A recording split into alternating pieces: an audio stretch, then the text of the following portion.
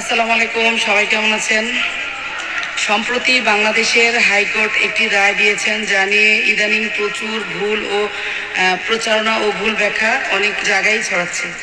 এ বিষয়ে আজকে আমি একটু বলবো যে আসলে হাইকোর্ট কি দিয়েছেন, রায়টা কি দিয়েছেন, সেই কি বলেছেন, সেই ব্যাখ্যাটাই আমি আজকে দিব।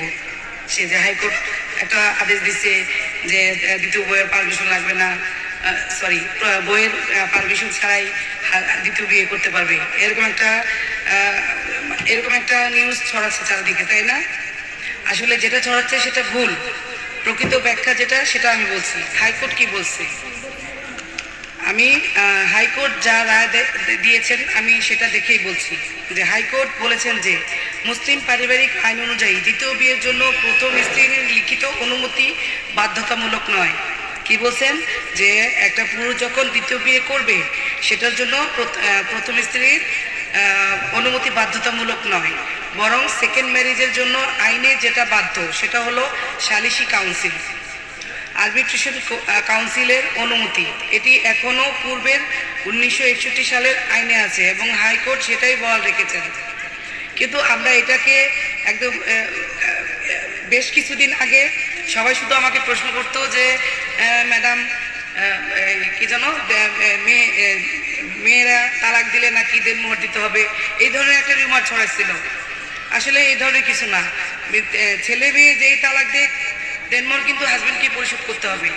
আর এখন যেটা হইতেছে যে সবাই বলতেছে হাইকোর্ট পারমিশন দিচ্ছে যে প্রথম স্ত্রীর অনুমতি ছাড়া হাজব্যান্ড দ্বিতীয় বিয়ে করতে পারবে। আসলে এটা দেয় নাই। হাইকোর্ট যেটা দিচ্ছে সেটা আমি বললাম যে বাধ্যতামূলক না, তবে এটা আপনার সালিসি পরিষদের একটা অনুমোদন পত্র লাগবে, তাহলে সে দ্বিতীয় বিয়ে করতে পারবে। তো সে একই তো হইল। এটা কি আপনি যখন সালিসি পরিষদে যাবেন তখন আপনি কিন্তু একা একা অনুমতি দিবে না, সেখানে আপনার প্রথম স্ত্রীর কি ভুল, কি দোষ, তার ত্রুটি কি, সেটা আপনাকে দুই পক্ষই ডাকানো হবে।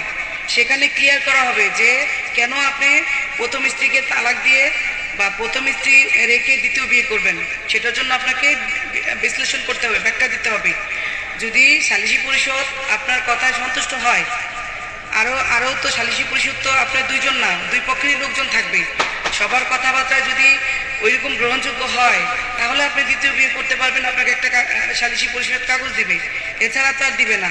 কিন্তু এটা নিয়ে আমি ইদানিং অনেকে ভিডিও দেখতেছি যে সবাই আমাকে জিজ্ঞেস করছে, তো ভাবলাম যে এটা আমার দেওয়া উচিত যে আসলে মূল বিষয়টা কি। অর্থাৎ স্ত্রী আলাদা অনুমতি নিতে হবে এমন কিছু নতুন আইন হাইকোর্ট দেয়নি, তবে বিয়ে করার জন্য সত্যি একটি লিখিত অনুমতি লাগে, সেটা সরাসরি স্ত্রী থেকে নয়, সালিসি কাউন্সিলের কাছ থেকে নেওয়া হয়।